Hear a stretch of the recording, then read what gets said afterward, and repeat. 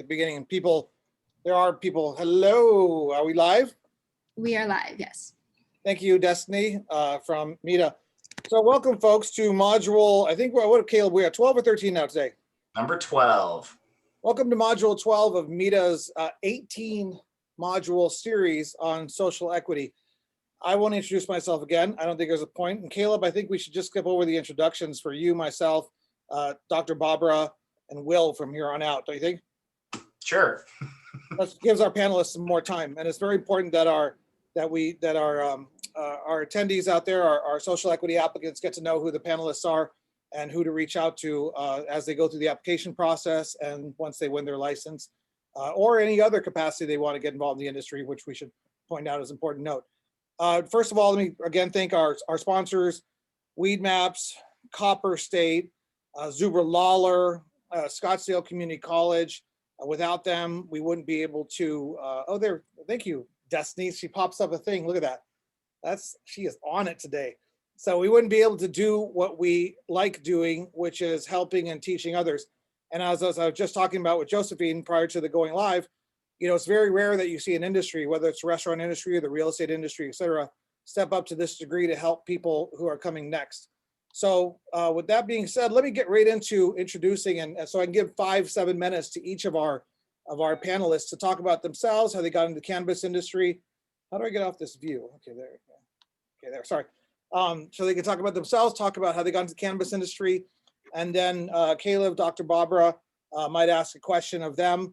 And panelists, you know, feel free to engage each other. Folks, one of the reasons why you can trust these people and trust these people to work with is because of the transparency and the accessibility that they provide. They come on these things, they're willing to take questions. This is the talent of the Arizona and national cannabis industry, as you will find out. So let's, Caleb, did I miss anything? Nope, you got it, sir. All right, Caleb. So thank God for you, Caleb. You're a great man. Thank you. Let's start with Mark. Where'd Mark go? There's Mark's up there. Mark, you're in Puerto Rico today. Tell us how you ended up in Puerto Rico. Hey, thanks so much. I appreciate it, Dimitri. And thanks MITA for having me. Was invited actually through the National Cannabis Industry Association, which I've been office mates and neighbors for a long time, but they do great work, especially in Washington, D.C. And it's a really important part of the conversation in terms of where Arizona is going to position itself, especially if we can expect federal legalization here in the next few years. So social equity is a big conversation with the Diversity, Equity, Inclusion Committee that myself and then also Chris Jensen here are on together. So you'll get to hear a little bit more from him a little later on. To answer your question, I'm in Puerto Rico because I actually was the government consultant here a few years back and wrote the regulations for Puerto Rico. It's a very strange and interesting place, but para ellos y hablan español por ahí en Arizona, estamos aquí por usted también. And I established, been in the cannabis industry probably since 2008, 2009, started off as a caregiver in Colorado, and then very quickly saw that we were going to have to deal with these things called rules and regulations. And since then, I think you guys have probably heard the word compliance be a buzzword in this industry. So I'm really here to provide some perspective on the compliance side of things, since I founded the oldest compliance company in cannabis about 10 years ago in 2011. Was also in the shoes of MITA, running industry associations early on, sitting on over 9 different rulemaking groups with the Marijuana Enforcement Division, crafting rules and regulations. So when people ask me what I do in marijuana, I kind of do all the boring, non-fun, not very sexy, not very cool, and not very interesting stuff, such as compliance. So we're talking standard operating procedures, compliance audit, corporate compliance training, metric inventory reconciliation, and that sort of thing. So really getting in the nitty-gritty details of operational compliance, that's really important to how businesses run. So I like to call it where the rules hit the road. And anybody that's looking to get a social equity license, I would want to bring to the table really some perspective on what it is you should be doing, preparing for, and being able to put on paper. Because compliance starts really with the very beginning, how you form your teams, how it is that you're going to be setting your operations up for success, how it is that you're going to be growing, manufacturing, cultivating, dispensing. All of that becomes part of how they're going to be asking you to write your application. You have to show generally plans on that, and then you're being rated against people that have maybe doing it for a long time and have best practices underhand. or maybe they become your partners and you need to speak the same language. And sometimes that only same language are the rules themselves. Everybody has to agree to do this in order to have a license, or that license can be taken away, or you can face heavy fines or penalties, or you just cost yourself a lot of money because it's inefficient, ineffective. You have to throw away product, recall product. It can be a mess. So we talk about compliance a lot in this industry. You'll hear that buzzword a lot. I'm here to help people unpack what that means. Open that box up. Y vamos a ver qué está ahí por dentro. And Let's find out what's inside. my guess is you're not just a subject matter expert in compliance, et cetera. You're also probably a subject matter expert in a lot of other aspects of the cannabis industry. And you've helped other social equity applicants in the past in different jurisdictions. Yeah, absolutely. We will go to jurisdictions and offer our corporate compliance training courses at icomplycannabis.com, usually for free or deeply discounted for folks that are looking to get into the business. I tell people, how are you supposed to work at an operation if you don't know the rules? And one of the biggest challenges that we face as communities of color, especially, I'm Brazilian, grew up Latino in the United States, but speak Portuguese, Spanish. And one of the biggest challenges we deal with is just a lack of awareness, education, and stigma in our own communities. And the only way to overcome that are the efforts that we're seeing here today through education and through opening up this opportunity by understanding what it really is, and understanding what marijuana is, how it should be sold, how it should be cultivated, and doing so in accordance with the law and the regulations, so we can turn things from this illegitimate, stigmatized world we've all come from to a legitimate industry that can be taken seriously. And it's through that integrity that I believe we're going to end up being true professionals in this and being able to advance the cause of the industry and the industry overall, not just here in the US and state to state, but also globally. It's really important. So I think that, we're on a really exciting opportunity here with Arizona. And we just want to make sure people get it right. So absolutely open to working with social equity applicants. Our work on the Diversity, Equity, and Inclusion Committee for NCIA touches base on our state regulatory committee. If those of you that don't know what NCIA is, it's the National Cannabis Industry Association, near 2,000 members nationally, the oldest cannabis association out there. Really big push right now with the Biden administration, with the Senate, and with the Congress is really social justice. It's a platform issue that they ran on. So with Black Lives Matter and with the cannabis opportunity kind of glaring us in the face that certain people suffered during the war on marijuana, certain people have the ownership and the licenses in the war on marijuana. This is a major issue going on right now. And I was telling Dimitri earlier, I haven't really seen any states get it right. So we want to help people either get it right in their state or prepare for what they're going to be looking at when it comes down the line. We had a lot of hope in Illinois, had a lot of hope in Colorado.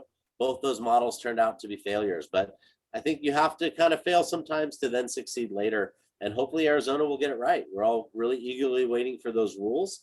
And there's definitely some ideas that we've been collaborating on, brainstorming on, that we think are important factors for social equity programs in any state. And also federally, when we look at interstate commerce, they're going to be really important for businesses to consider and obviously the government to implement.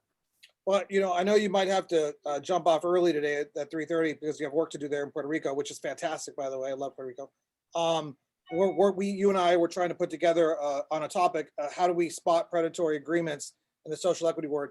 We're trying to put together an hour-long deep dive on that with you and some other individuals. And if you can't do that, it's a great topic. It was a great idea. And we're going to try to get an hour-long coverage of that subject in our social equity module express series, which will be available online. So thank you for that concept. Yeah, absolutely. And definitely something for people to pay attention to and unpack. Because if you're stepping up to the table already disprivileged as a social equity applicant, and you've got big guys out there who've had the money, the power for a long time, how do you make sure you're not going to get taken advantage of again? That's what that whole topic's going to be about. Because the operating agreement you put together in a partnership can be quote unquote predatory if you can get diluted out or have your value reduced. So how do you spot that? How do you make sure that doesn't happen? I think those are all really important concepts. So I'll stay on a little bit longer with you guys, but I appreciate you having me. And again, Mark Slaw with iComply. Yeah, no, Mark, all your information is on our website. Caleb, Dr. Barbara, hey, there's former DHS Director Will Humble just joined us. Thank you again for joining us. And maybe he's in Hawaii today, I'm not sure. Any questions for Mark? Yeah, Mark, I would love with you just having operated in multiple markets. Like, what are some of the questions when you go in, or there's a brand new market, or maybe one you're not as familiar with, that you ask yourself to get familiar with those particular regulations? Yeah, so it depends on who's coming into play in the market and who I'm working for, right? So with the government, they may have some policy objectives that I'm asking, like the government of Belize right now, or the Bahamas or Bermuda, that we want to see in the regulations that is what I call sort of the pillars of economic or social viability. So I'm looking for a lot of that, even for operators, because we may work for an investment group that wants to see what the new state looks like and whether or not it's going to be a good or bad model. So you may look at the number of licenses, how the model's set up. Is it forced vertical integration? Do you have permissible integration? How much freedom do you have to move with your business? I'm going to look at what the black market is cost, right? And how feasible is it that people are going to be buying more from the legitimate market than the existing competitors in that marketplace. So the cost of product there, the availability of outlets, the amount of people in production, and the overall supply and demand, which is going to determine price. All of those are really important factors when I walk into a new market. Now, putting those pillars to the side, in terms of operational compliance, it boils down to inventory management, boils down to security requirements, and most of these things have been pretty standardized across really what you're going to hear today, IT systems, etc. But it's been standardized to a lot of different marketplaces. You may have some slight variances and nuances between them. 90-day recording versus 60-day recording, or more battery backup than another. Or in the case of Arizona, you have one dispensary per health region. Louisiana, you have one per different name of a region, right? But in more limited marketplace. So how easy is it to move that way or another? Looking at the political risk, really, I suggest anyone moving into a new market look at those factors and ask themselves that question in terms of what their risk profile is, whether or not they're risk avoidant or risk adverse. So it's a lot of different factors to consider, but generally I'm looking at the big picture and then I'll boil down to the details. And we'll get into some of those factors here a little bit later. And the panelists also have an opportunity to ask Mark, before we move on to the subject matter, about his background, his company, his history in the industry. Kevin, Aaron, Josephine, feel free to just jump in. If you say, hey, Mark, did you, do this or that or blah, blah, blah. So any other questions for Mark about his background or his company or his involvement with the NCIA or any of that stuff? I got a question, but I can wait. Okay, He's going to still be here, right? He's going to be here all hour, right? The whole time? Well, maybe. Let me check and I'll see if I can. I just have more work that I have to do while I'm here in Puerto Rico. We're kind of wrapping up the day and we're on a tight timeline for this project. Okay. I just have a really quick question. Sure. Just if you know the answer. So our state health department is responsible for putting together the rules for social equity licenses.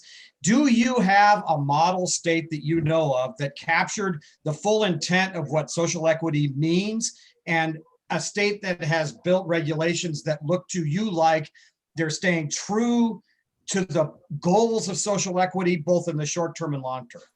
So a lot of states haven't defined that goal, right? I think what we think of it as is social equity. I mean, what we think of it as. That's because we have a chance to build the rules. That's right. Absolutely. Love that question. And I do have blogs that allude to this that we're trying to give to our lobbyists at NCIA to the federal level, right? Because we really can't change state to state what they do. Mississippi's social equity program and Louisiana's may look very different than Arizona's, right? Or Florida doesn't have one. California has one city by city. So you've got this patchwork of different laws and regulations. So we're thinking, okay, what would an ideal program look like, say at a federal level, that states could then follow? And then in doing so, be able to access interstate commerce, the ability to sell Arizonan marijuana in Colorado and vice versa. So there's kind of that thought process that we're looking at in the horizon. And to answer your question, it boils down to a few important factors, and they're all really just important. No, none of them is more important than another. And to answer your question, there's not a state model we've seen yet that covers all of these factors, but they are covering some. And bit by bit, the truth and the perfection of it all is kind of boiling to the surface with the laboratory of democracy that is the United States. So I think one of the most important things is what you're seeing now: education. Communities of color and communities that have been impacted by the war on drugs need to know the opportunities available. People only, if you're in the marijuana silo, will you listen and hear that you have the opportunity to create new generational wealth? And isn't that the point of social equity? If we are to state a policy objective, I would say it's create the most generational wealth possible for the most amount of people that suffered in the war on drugs, to balance out those scales. And I don't know that every state agrees with that, because a lot of states will limit the licensing. They don't want that many people in. They want high barriers to entry, so they'll force partnerships. So some of these things have to be dismantled and looked at, because anytime you're forcing a partnership, you set yourself up for a predatory agreement. So education's key. The other one that's really big is access to financing. Generally speaking, our communities also don't have the generational wealth that has been played on the Monopoly board 400 times before we were able to show up and play for 50 times. So just fundamentally, we don't own Park Avenue, you know what I mean? So the money in the Monopoly bank is not the same. And I'm not saying that there's a charity program here. What I am saying is that it should be onus on the government to collect fees and revenues from marijuana and create social equity funding programs for small business loans for the marijuana industry. We can't access traditional banking. We cannot access the SBA and the Small Business Administration or their loans and programs. So it's on the states to really create a social equity grant program or small business loan program at low interest rates. That's fair. The government makes money. The business owner then has the opportunity to make money. Pre-qualify people based on that. And then let me step up as a person that's pre-qualified because I have the education in cannabis. I was impacted in the war on drugs. This is something that matters to me and I'm passionate about and I have the skill set to do. And then let me go ahead and step up to the table with Mark, an out-of-state operator at that point and go, yeah, but I'm pre-qualified for $500,000. Mark, Right. So that's a big one to overcome too.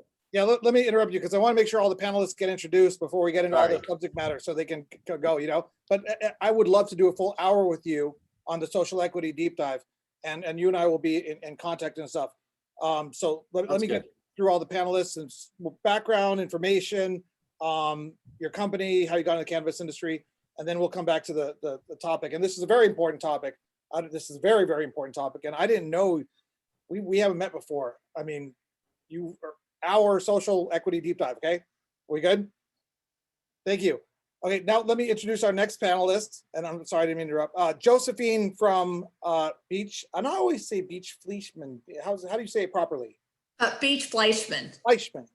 Fleischman. My best friend from grade school was Mike Fleischman, and I used to say Fleischman. It was all messed up. Sorry. That's okay. That's okay. Yeah. Thank you again for having me. I'm really excited to be here today.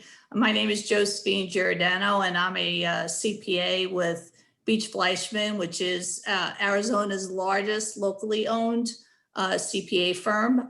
We have clients obviously here in Arizona, but across the United States and also in Canada and Mexico. So we're a traditional accounting firm. So we provide the tax, the audit, the consulting services. We also do cybersecurity. So one of the things that, I think about our firm, I think we bring a lot to the table, which is a little different from some of the other firms that are out there because we can do everything. And we try to bring a team approach to prospective clients or people in need, or the social equity applicants who are kind of starting out and need that beginning startup strategy.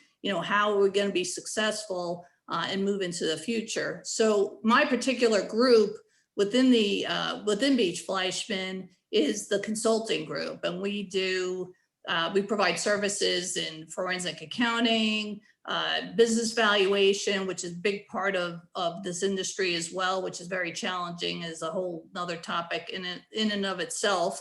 I do work in the bankruptcy arena. I'm advisor to debtors and creditors. We do turnaround management, which, now during the COVID era and the distressed businesses that are out there, not just in cannabis, but in other industries, particularly the restaurant industry. We provide those turnaround management services. And like I said, we provide the cybersecurity assessments as well. So, just go back to how I got started in this whole industry. It probably goes back, I want to say maybe 6 years ago or so. It was a personal reason. My dad had cancer at the time, and I had heard about the medical marijuana program, but I didn't really know a lot about it. But I said, Dad, I think, from what I'm reading, I think this could really help you, and there was a stigma out there, just like other people have, they're dealing with the stigma of the cannabis industry. But I'd say, you know what, let's try this. Let's overcome this stigma. We went to one of the dispensaries here in Scottsdale, and it was a fabulous experience for him. I mean, they were so knowledgeable of their products. They were just very caring. people. And that just gave me, just a wonder about the whole industry. And by the way, he felt so much better, in the different products that he tried, and, they'd help him in the dispensary, and they really helped him through a very, very difficult stretch of health problems that he had over the course of time. So that's how I got into it personally. But I probably started in the industry maybe 4 years ago, maybe 5 years ago. It started out where I had a group of investors who called me up and said, hey, we're having a problem here. We invested a lot of money in some operations, and we just haven't seen anything. We haven't seen any financial reporting. We don't know where our money went. We can't contact anybody. We don't know what's going on. And we're talking, millions of dollars. And it was a forensic examination. And basically, we forensically reviewed the books and records of this particular, operation. So that was really helpful for the investors to really get a handle on what was happening and what we needed to fix. So it started there, and then it really morphed into some M&A activity and doing, work within the industry and projections to create business valuations within the industry. And things were just changing so fast that it just became challenging. So that was in my consulting firm days. But once I got to Beach Fleischman, we were doing tax and audit services and the other consulting and internal control assessments and risk assessments. And I just got involved in it overall. So not only am I the cannabis task force leader at Beach Fleischman, I'm also the chairperson of the Arizona Society of CPAs Cannabis Special Interest section. So we have a section, I write articles for our CPA newsletter. I've also written an article for the Arizona Attorney magazine. I do monthly bud briefs, which basically give just little blurps of what's happening out there in Arizona and what we need to look out for as a professional community and how we can help potential clients in the future. So that's really helpful. And also on the education advisory board for the Association of Certified Commercial Cannabis Experts, which I have a certification in as well. And they're a fabulous group. I mean, if we're talking compliance, being part of that organization and having access to the materials that they have with respect to compliance and how to create a very strong framework, a cannabis risk framework that will help not only the social equity applicants, but really people in all industries on how to create that framework to minimize risk and become profitable in the future. So that's oh, sorry. I didn't mean to interrupt. I just want to make sure all of our panelists, I mean, there's a lot to share. Oh, sorry. Go ahead. Well, before we get into the subject matter, we want to get everybody introduced, talk about themselves, their history, and their companies. So Great. So and just a quick plug on, so the Cannabis Special Interest section, and people can email me if they're interested, but we're putting together a 4 to 5 part series that will also be very educational. And if you can attend those events, we'll be talking with the Department of Revenue, banking professionals, insurance professionals, risk assessment, compliance professionals, and I think it'd be a good platform to learn more about the industry. Hey, the most important thing about companies popping up here, it shows transparency. It shows that their willingness to take questions, be in front of the public, and that says a lot about your character and the character of your company. So we appreciate you being here. Thank you. And jump in once I introduce all the panelists. Then Caleb starts topics, and everybody can just jump in and everybody can talk at once. He's got that covered. But let me get through everybody a little bit of background, company information, how you got involved in the industry. And let me move to, and we're talking about superstars here, by the way. Aaron is one of the most highly recommended individuals in Arizona. So I almost apologize that we only have 2 or 3 minutes to go through your history and background. But Aaron, will you tell us a little bit about how you got involved in the cannabis industry and what company you work for? Absolutely. Thanks for having me here today. My name is Erin Pollinger. I am the owner of Gold Leaf Consulting. So we focus on operational and compliance consulting for cannabis businesses. When I say compliance, I'm talking about state regulations, preparing you for inspections, doing inventory audits, making sure that you've got good policies and procedures set up so that you really create that culture of compliance. It's not something that you and your team have to think about on a day-to-day basis. It's just part of who you are. I got started in the cannabis industry in 2013. I started working for a dispensary in Tucson and slowly kind of raised over the ranks and started managing the dispensary and then a few cultivation centers, and just kind of moved up to director of operations, where I lived for about 5 years before starting my own company. And so I've been able to take all of my expertise from over the years and plug it into what I'm doing now. And luckily, I've been able to work with a lot of the state inspectors as well throughout the years and really get a good grasp on their interpretation of what the regulations are so that everybody can be on the same page. You know, I can just see people during the June, July, when they're watching this, they're writing Erin, they're writing name. So her name, all of her information will be on the website. You came recommended, of course, through George Roop. You consult for him, is that right? Yes, I do. So I go down to his campus on a regular basis and do mock audits. And so what that means is I go in as if I was the State Department and do a audit on the facility and make sure that everything is up to snuff. It's also my responsibility to make sure that I am keeping up with all of the new languages and regulation changes and stuff like that, so they don't have to have anybody on staff trying to interpret out all of the new regulations. Awesome. That's incredible. I mean, you're just, and you are director of operations and you can start on your own business. That's just a tremendous success. We will see you April 28th at Mita's live meeting, right? Yes, I am so excited. I can't wait to be back in person. We've got 200 of these masks. So, Perfect. Anyway, so thank you, Erin, for being here. And any quick questions for Erin? No, it's a pleasure to have you here. I look forward to learning more about you as we dive into the topics. Yeah, Erin, just jump in. If I'm talking too much, interrupt me, because I don't know this subject. You know, this is not my thing. And you are one of the go-to people in Arizona. So thank you. Thank you. We have an unbelievable talent here from the national level from Weed Maps. We had a good opportunity to talk about his knowledge and run circles around me, not Caleb, but me. Kevin, how you doing? Good. Thanks, Dimitri. Tell us a little bit about the resources. Oh, you tell us about you and your history, but then tell us about the resources that Weed Maps has to offer people that are just blowing my mind. Well, yeah. First of all, thanks to Dimitri and Caleb and Destiny and Mita for allowing me to be part of this great panel. There's a lot of great resources here. So I basically came into the industry at a few different stages. I started first around 2010, 2012, just as a IT consultant going into the different dispensaries. At that time, both, non-legal and legal dispensaries who are operating, but it ain't so. But basically getting their operations up to speed. So it's handling all the business aspects of a regular business, just happening to be in the industry of cannabis. And so that's how I got my start into it. And then you fast forward about 5 to 10 years later, I get an opportunity now to work with a leading infrastructure provider, as well as a software SaaS provider in Weed Maps.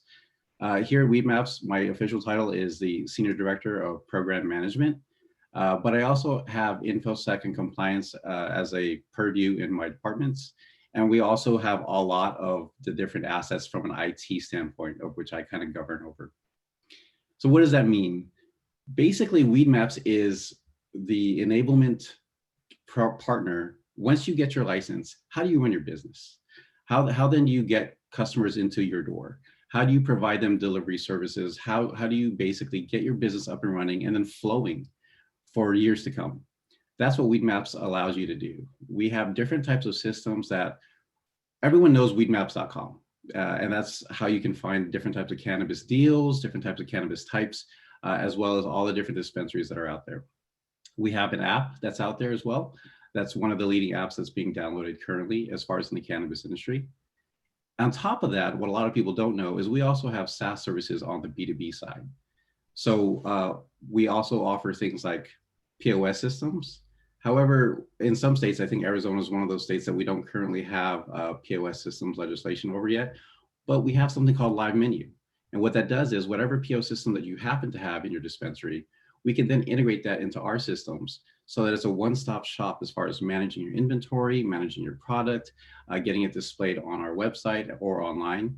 And you can even embed it on your own website so that even though the menu is basically controlled by your POS displayed on Weedmaps, you can also embed that on your site all in one area. So it's like one of those things where it makes it a lot easier to manage your business, as well as, in essence, help train your staff and your squad. And really, that's what Weedmaps does. We make it easy to run your business. We are national. Yeah, go ahead, Dimitri. No. Keep going. Go ahead, finish up, and we'll go to the next person. You are national. Absolutely. We are national, and we are in all the states that are legal. We just have different types of products that are available in each, and I'd be happy to talk with anyone that that does end up getting a license, or even if you don't get a license, please reach out, and I'd be happy to talk to you the different types of products that are available for your business. I wish my dad had your voice. You have a very calming voice. It's like that's great. You're a great teacher, and I think that people should reach out to you, and obviously Weedmaps is going to be very important in this whole process by assisting social equity applicants and others who want to get into the industry. It's a great company, and there's so much to it. We should probably do a whole segment on that. So thank you, Kevin, for being here. Let me move on to our next guest, another national individual who's available as a resource, Chris from March Networks. We've met before at some national events. I don't know if you remember me, Chris. I do remember you. Of course I do. I don't know. I get around, So how you doing, Chris? Tell us about you. I don't know much about March Networks, so Sure. tell us about your history and March Networks, et cetera. Absolutely. First of all, thank you, Mita, for having me. I feel honored to be a part of the panel. Thank you, all the panelists and all the guests watching for your time. So my name is Christopher Jensen. I'm the Cannabis Market Manager for March Networks. March Networks is a global video surveillance manufacturer. So what we do, we manufacture the cameras, the network video recorders, and the software that drives the overall security system. We are a global company, offices or staff across the globe, have been working in and have made cannabis one of our fourth vertical. Our first vertical being we're number one in banking. We're top 10 security company in retail. We also do a lot of transit, so mass transit buses and delivery vehicles, et cetera. And then as of, I think, 2017, we officially made the cannabis market our fourth vertical. I got into the cannabis industry in 2012 with a company called Canna Security America. It was one of the founding companies with the NCIA. The gentleman that I worked with, Dan Williams, was one that helped craft, I think probably alongside with Mark's Law, the Colorado security regulations. So very well versed in the security regulations. And I also sit on the NCIA Diversity, Equity, Inclusion Committee with Mark as well. Excellent. Well, that was short. Short and sweet. That threw me off. Well, that's great. Well, we appreciate you joining us. And the NCIA, of course, is a wonderful partner of ours. And we're trying to help get this model out to other states and stuff. And so, well, thank you. And you're a great resource available to individuals in Arizona looking for help. Any other thoughts before I move on? Just, if anybody wants to reach out, they have questions about security, about compliance, about regulation, et cetera, I'd be happy to speak with you and free of charge. I won't force my solution on you. We're not the best fit for everybody, but I have resources to point you in the right direction to get you up to speed on the regulations and then evaluate some different solutions that might be beneficial to your company. I saw Erin's pen pick up. And then one thing I would say is, although security, number one, protect your people, place, and assets. Compliance, number two, you have to be compliant. But what I've seen from a security perspective is many people check off the security box, check off the compliance, and they never use their video until they have an incident. What I'm trying to bring to the table is elevate that conversation and teach people what else you can do with video. Video is a great resource. It's visual data.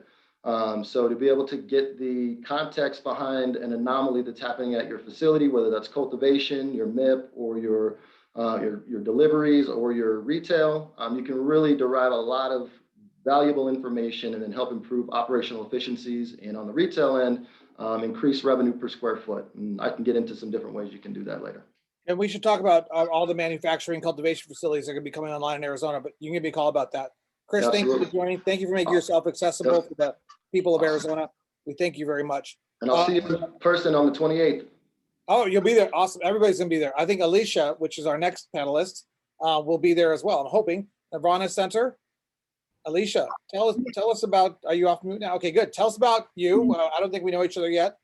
Yeah, hello, I'm Alicia Bledsoe with Nirvana Center Dispensaries. Yes, I will be there on the 28th, so thank you for asking. Excellent. So I've been with them for about 4 years now, and in my position as the compliance director for 3. I oversee 3 cultivations, 3 infusion kitchens, and 5 retail establishments currently. I also written the policies and procedures for both adult use and medical. And, our lives kind of got flipped upside down this year with adult use and the testing implemented at the same time. So that's been a huge juggle for us right now. But with these unannounced inspections coming up, it's my job to kind of get in there and coach my general managers, inventory control specialists to the best of their ability. That way they can handle these unannounced inspections without me being present.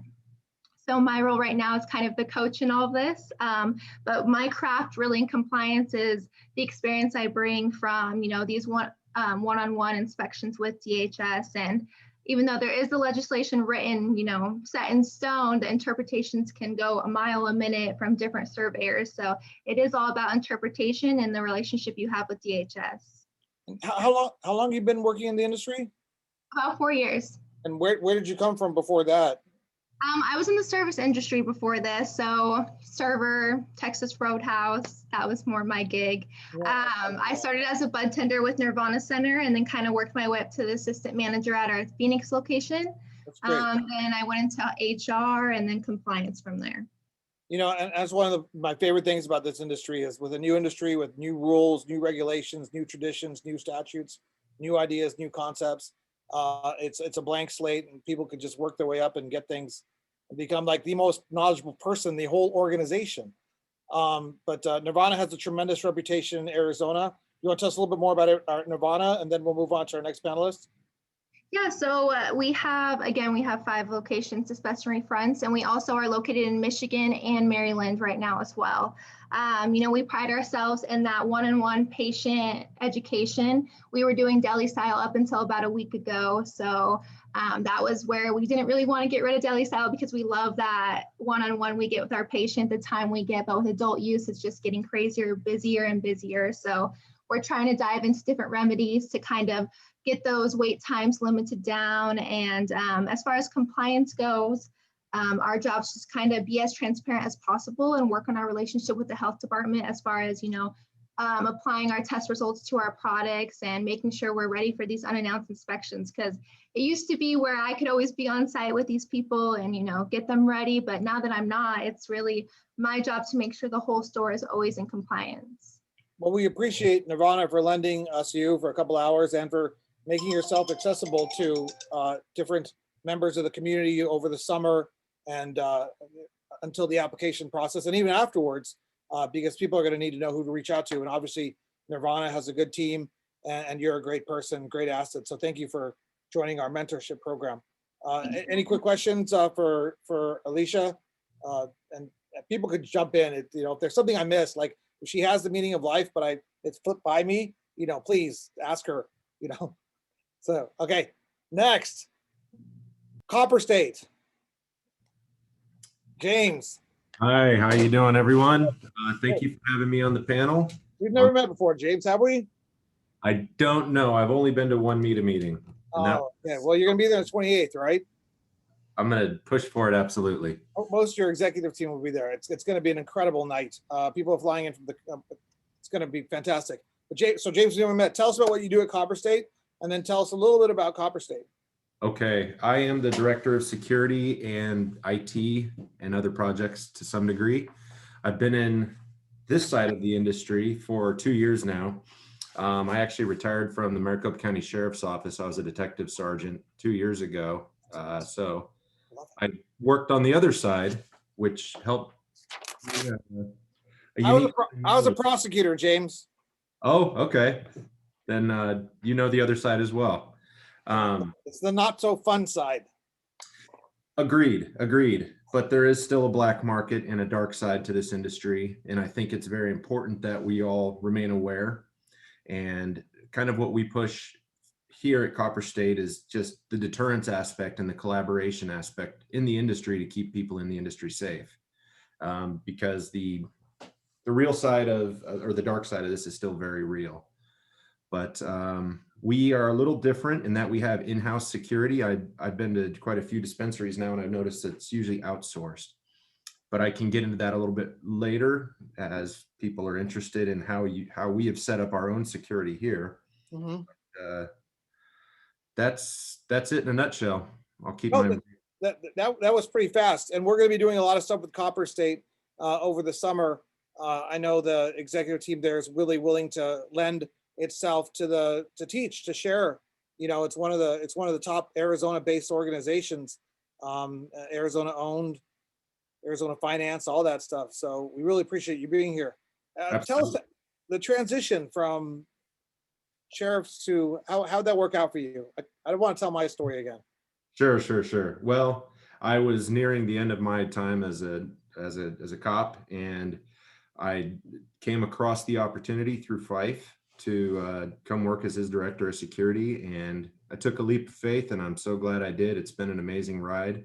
I find that people in this industry are just awesome, and there are a lot of my partners who have reached out to me for similar positions. So Nice. if anyone is looking for a law enforcement type person to come help with auditing or compliance or general security, I have a few contacts for you, people. Well, you know, I'm an ex-prosecutor myself. I've come to the conclusion that the free market is the only true thing to have. I mean, ultimately it needs to be free market, but the reality is compliance, regulations, security, standards, testing.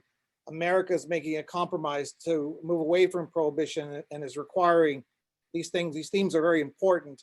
And so we need to constantly remember this as an industry. There is no such thing as a free market, even though we understand that principle. So, you know, during that transition for the next 10, 20, 30, 40, 50 years, even when we see in alcohol, there's still a lot of regulations. It will always exist, maybe. So it's very important. That kind of overcoming the stigmas that go with both sides, the stigmas that the marijuana industry and in law enforcement, and building a gap there, bridging the gap so people have a better understanding of each side's objective. Yeah, no, it's great. We'll have to chat. I mean, there's lots of time to chat about different philosophical stuff. But, you know, it took me a year or two to overcome a lot of things that I was taught about the cannabis plant. So you and I can talk about that at length at the META meeting. But thank you for joining us. And we look forward to your perspective. Any quick questions for James? I just had a quick. Yeah, go ahead. I was just going to have a quick question for James. How important is the IT infrastructure when you're building out your plan for your facility, when considering that you have, you know, environmental controls, security, POS, et cetera, that are all fall under, you know, Internet of Things devices? How important is the IT foundation when you're designing your facility? It's everything. I mean, without it, you really can't run your sales. You can't run your security. You can't pass an inspection. It's extremely important. It's just as important as the walls, really, to holding up the roof. Without it, you can't you can't be in the industry, at least operating under the DHS regulations. Yeah, there's that other industry. So we'll get to Caleb. I'll turn over to you in a second here, but Delano, I want to get to Delano. Hanameds is like this mysterious, like, cultural phenomenon of dispensaries and this organization. They're kind of quiet. Right? See, Alicia's laughing. She knows. Nirvana and Copper State are out there. Hannah is like that. They're beautiful and they kind of keep to themselves. Tell us about yourself. Tell us about Hanameds. First off, thanks for having me. I definitely appreciate it. I feel like a newbie, but I might be battling with James there. I'm about 2 years into the business, but around it for quite some time in other facets. I'm from Colorado, grew up in Colorado Springs and Denver. Got kind of interested in it with a group of friends of mine that have a large cultivation operation in Denver. But I guess would be on the dark side from yourself, Dimitri, and then also James, because I started off, I ended up getting a law degree and I started off in criminal defense. So there's a lot of things that interest me, a lot of perspectives I think share with the social equity applicants. But I've seen so many people's lives affected by marijuana. I've seen two people with the same backgrounds and the same charges get different sentences. And I've lived in a neighborhood here in Arizona where a reverse buy of marijuana turned it up with two people dead and one including a police officer, things like that. And it's just like, what is that for? It's just lives lost and lives changed over this. And so I'm glad we're getting to this point. I worked as remember, prohibition caused that, not the plant. Sorry. Yes, and there's good police work and there's good prosecutional work, so I understand all that. I'm just I've seen kind of the other side of it, and I'm happy to be able to help people now that have been affected by it. I have applied in Arkansas with a business partner. I've seen that go bad and spent a lot of money with a corrupt process in Arkansas, and I've tried many times to get into the business here, and it finally did happen. So I have some perspective on that, just not giving up and trying. But I got tired of being in the courtroom. I wanted to be part of a company doing something in this industry, and was lucky enough to partner with, it's funny, my college roommate is one of our ownership group principals, and we used to sit around and we would say, one day we're going to be able to sell, cannabis legally or consume it legally. And that's kind of what's happened now. And so we were kind of fulfilling our prophecy. But I got involved with Hannah Meds in 2019. I helped with the whole acquisition. So I got to, experience that part of it and all the, the legalese and paperwork that went into that process. Since then, I am general counsel, I'm head of compliance, and I'm head of business development. So I, twiddle my thumbs most of the days, but well, you're juggling a lot of balls there. Yeah. We've got two great brands that are very prominent, which is Dutchie, our pre-roll brand. I like to give plugs. We've had two of our other outstanding people that have been on the panels before, which is Allison Miller, Director of Marketing, and Matt Pinchera, who's our CEO. Brian McLaren, I see him, he popped up on here. He's a great advisor to us through Zone Property. Chelsea? Yeah, and Chelsea is with us now as Director of Operations. But I get to work with great people. I think attorneys, whether it's in-house or outside, you got to have it, because this is becoming a big girl and big boy industry, if you want to call it that. And we have contracts every day that we're reviewing, and things can't just be done anymore like oral or handshakes or with a wink. You got to protect yourself and protect your assets. And compliance, of course, is a huge part of that, and we'll get more into that. But I'm blessed to be in the industry, and there's a lot of important topics that we're going to be discussing today that people need to realize, because it can be daunting, and it's not just I'm going to be able to sell weed. I mean, there's a lot that goes into it. You've got to have your ducks in a row, and so this is very important. I like to say Ducci, because the past the Ducci to how do you spell Ducci? I don't know, because all I know is Dutchie. Now, I couldn't work with you guys because I'd be constantly singing that song in my head. But it's Dutchie. It's Dutchie. Dutchie. It's spelled the same way. I still sing the song in my head too. Yeah. Homage to Wedding Singer. So. So Allison showed up one day. I had a patient with MS who uses it for pain and relaxation, and I said, Allison, I'd like to give them some free cannabis. I don't have any at the META office. Could you help me out? And she shows up with like this box, like enough cannabis that I think is like good for like 2 years. And amazing organization. Does Serena Gomez as well work with you guys? Yes, I believe. I'm not familiar with her, but I think I have heard the name. Yes, correct. Well, that's great. We're glad to have you here, and now people have a contact for your organization to reach out to, which is great. That's just fantastic. You and I need to get together and do lunch and chat about the industry and stuff. Yeah, and I think I got to also one META meeting before COVID hit, so I'm gonna definitely try and make the 28th. But yeah, definitely anytime, and I'm just here for a resource. I appreciate it. Oh yeah, that's fantastic. And now everybody has Kevin as a resource, which is just even greater to make the state of Arizona better. All right, I think we got everybody introduced. Caleb, so thank you guys for joining us.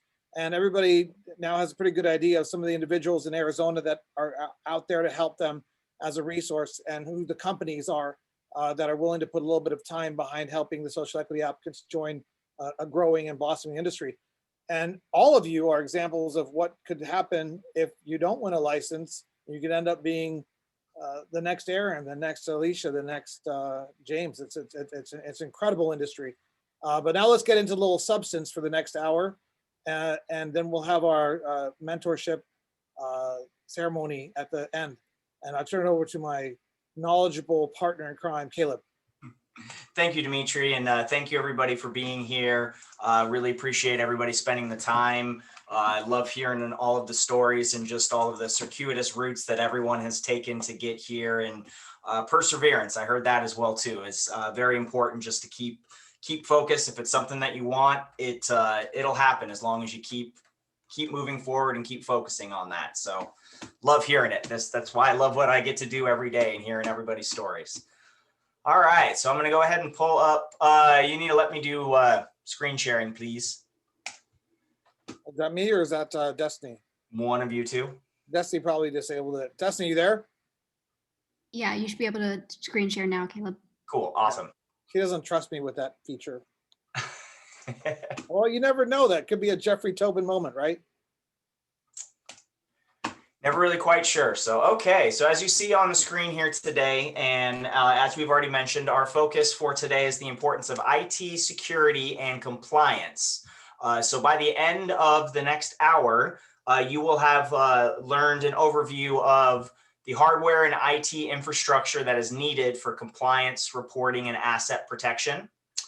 The various aspects of operational compliance. We've already touched on a few of them, and these should become rote in your mind. Point of sale software, hardware, and the peripherals that you're going to need for a functional retail setup and how that ties into compliance. And then lastly, we're going to touch on chain of custody documentation, big important topic of moving product around, what has to happen. And as well as the logistics of using potentially licensed distribution companies and some of the different options for transportation. Okay, so we got hardware and IT infrastructure. So one of the big things that kind of the baselines is going to be in facility design and ERP systems. So I know James already touched on a bit about the facility design and why that's important. So if you want to touch on one of the things, like what would be the core concept of a facility design as you're going, as you're basically starting with a blank slate?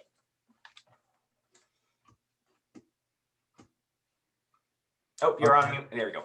Okay, sorry. I guess there'd be three major concerns. The first is getting a network and being able to access the internet.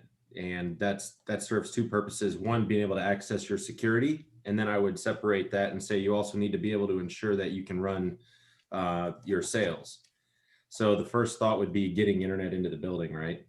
And you want to probably do that with redundancy. So we employed two companies, Cox and CenturyLink, or another wireless company usually, to come in and establish that. But then you really got to focus on the security of it, not only for regulations, but to protect your people and your assets. So cameras and access, door access, card readers, whatnot, that's all important. That's a basic overview, I guess. I don't know if anybody else wants to add more context, Chris, or. Yeah, Chris, you want to touch on that a bit? Yeah, sure.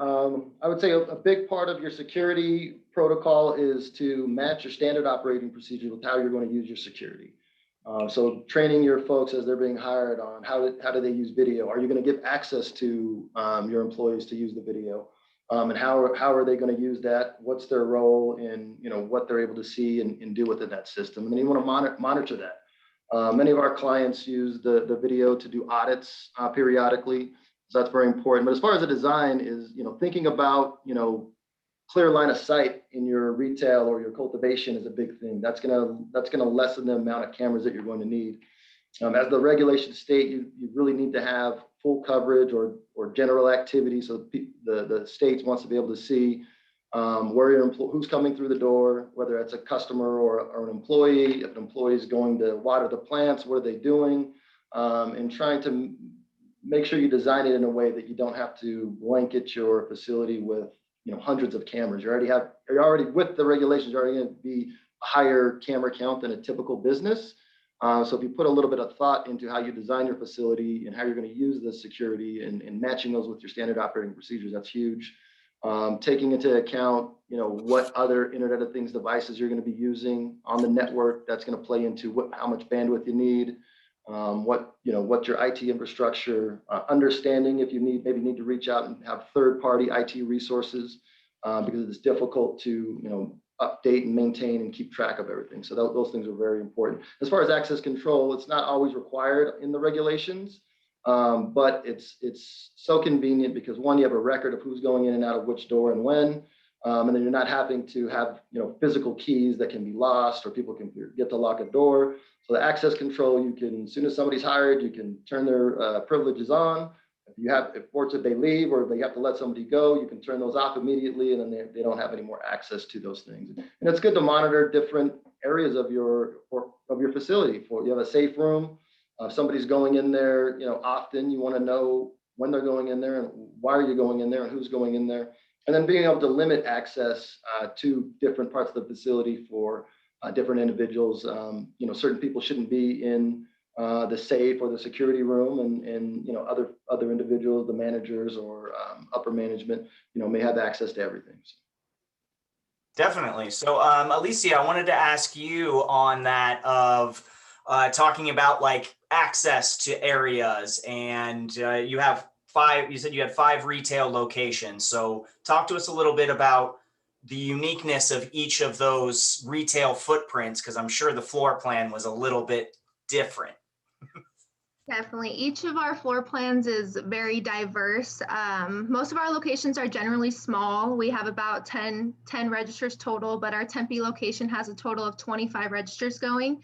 So that kind of goes back to that camera situation where you have to have a camera at every point of sale. So as you can imagine, we have a lot of cameras in that facility. As far as access goes, we like to keep everything secure. I know the rules are kind of getting loose a little bit on the door access and an enclosed locked facility, but that's something that we plan on keeping set in stone just because we do have so many employees. I mean, I think our smallest store still employs about 50 bud tenders by themselves. So we want to limit that access as much as possible. So we do have the access scan cards for every door. We have, you know, our security systems, the monitors are hung in the inventory room where all our safes are. So everything's very secure in that point of aspect.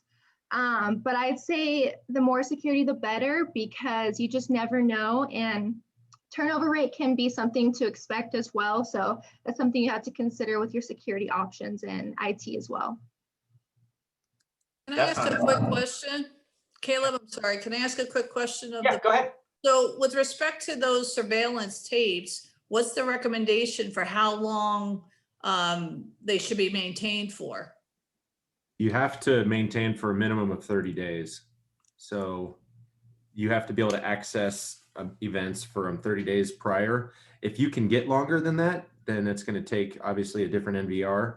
But most NVRs that we use anyway are up to 30 days. And it also depends on usage. If you have an area such as a vault where people aren't accessing maybe 20, 50 times a day, you'll be able to get 45 to 60 days out of something like that.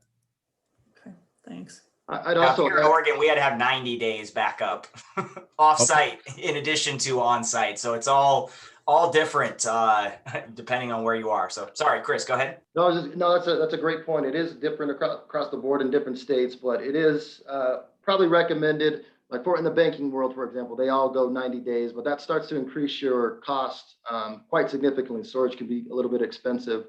I would say look for an NVR that you can swap the drives out relatively easy so that you can upgrade your drives. Sometimes you buy an NVR and whatever storage you buy it with, you're stuck with that. So it's good to look for something that can be easily expanded. Also that you can, remove those on site so that the hard drive that you take out, you can keep that on site so the footage never leaves the facility. And you can simply just put another hard drive in if you want to get more storage. And then if you look into different solutions, there are solutions that will allow you, if you have an incident or you're doing an investigation where you can save those clips indefinitely, like in a case manager or an evidence manager, and then be able to share those, screenshots and different clips around your organization.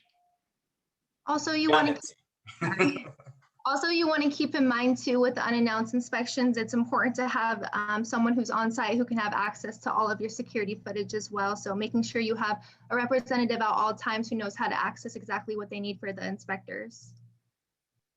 That was a great point. So I wanted to ask you, Aaron, on so for new operators, give them an idea of like what is DHS looking for when they come in for an inspection? Like, so certainly prior we had a little bit of a heads up, but how can you prepare all the time for what they're going to be looking for?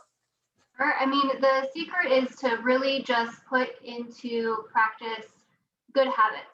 So really training your teams on how to do their daily duties and making sure that you're doing those duties within compliance every single time. You don't want to get into this habit of, well, this is how we do it when the inspectors are here. You want to be doing the same processes every day, day in and day out. Simple things such as using the hand washing sink after you use the bathroom. Simple, silly little things that a general trimmer wouldn't really think of. Oh, after I use the bathroom, I have to now go to a separate sink to wash my hands. But those are the little things that, they are checking for. And if you can get your staff trained up to be aware of those things and stay on top of, then you should never really have to worry about surprise inspections. Dr. Humble, I saw you raise your hand there. Go ahead. Yeah, so just one piece of advice for everybody, and I think all of you that have experienced the inspectors at the state will say, yes, that's right. Know your inspection form. I mean, most of these inspectors are they have the inspection form that we developed way back in 2011. I don't think it's changed hardly any in that whole time. And focus on the form, because your inspectors are going to come in and focus on the form. Now, it's one, Aaron, I think it was you or Alicia maybe, who was saying, make sure that your different inspectors are going to focus on different things. So some of them are going to focus on the hand washing sink and the sanitation and the dumpster and that stuff. And others are going to come in and focus on other parts of the form.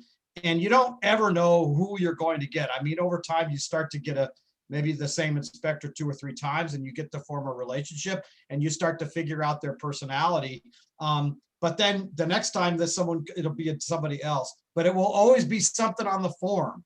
So anyway, I like the idea of always using best practices. And I just want to reinforce the importance to all of the viewers about knowing what's on that inspection form, because that's what they're using. Yeah. By the way, I always like to point out that back between 2011 and 2015, we were all afraid of Dr. Humble. I was working in dispensaries and cultivations. I was like, oh my God, what's he thinking? What's he going to do? So it's great that you're here now. Yeah, speaking to the form, they still do have the dispensary inspection checklist available on the website. I will say it has not been updated to include any of the new language or the testing or anything like that. And I was speaking to an inspector today, and they are talking about taking that form down and not letting it be available to the public anymore. So before you lose your chance, I would highly recommend getting up there, pulling out that form, saving it out, and then comparing it to all of the new language that's coming out regarding adult use and testing to make sure you have the most up-to-date version. I just have to editorialize and say it's ridiculous that they haven't updated the form. I mean, look, the adult use rules are there. All you have to do is transfer the adult use, the administrative code into those areas of the form that you think are important. It's an under-resourced program. And quite honestly, it's not a priority for the current administration and Director Christ. I mean, I know she's focused on COVID and all, not that she's doing a great job, but. We'll move on. All right, Josephine, I wanted to ask you on with internal controls and how this ties into kind of the infrastructure, because with your perspective of kind of looking at those audit trails and potentials for fraud. So I'd love to get your perspective on that. Sure. I mean, I think one thing we need to say right up front, and I think somebody, and Caleb, it was probably you earlier that said it, building that framework, is key in starting a business and then just maintaining it. So an internal control structure is key to that. And that includes not only, standard operating procedures that are written and the employees being trained in those procedures, and then periodically, updated where applicable, and then having those employees trained on the updates. But it's also about establishing really strong controls with respect to segregation of duties. So, and that's the accounting jargon, but really segregation is where, just separating out functions so that there's some level of deterrence of potential fraud in a situation. And that's key with respect to security, protection of assets, and just being able to control and monitor cash and inventory in particular, which eventually lead to the audits and, making sure that hopefully the information is coming across correctly. Yep, thank you. So Delano, I wanted to ask you on at HannahMeds, I know that you guys have various aspects of your production of what are some of the key things, like if you're, because I know you're relatively new to the company in the industry, what are some things related to like hardware and IT that maybe you were surprising or that you weren't expecting? I mean, it's just, I don't think it was surprising to find out how much goes into it, because it needs to be there, from the cameras to the IT. I feel like, I see my IT guy probably 3 or 4 times a week, because there's always something going on and always something to do. And we continually have new projects, and we're expanding our greenhouse operations up in the Prescott area. And so they're, always going back and forth from up there.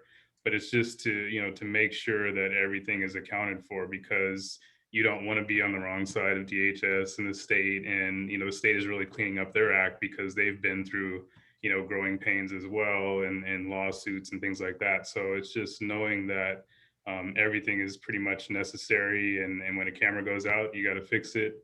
When an access badge thing isn't working, I mean, you got to get all that stuff in line and always, be on top of it. And I'll say, just really quick, going back to the point that we had on the camera storage, we just had an inspection in our outdoor facility up in the Prescott area.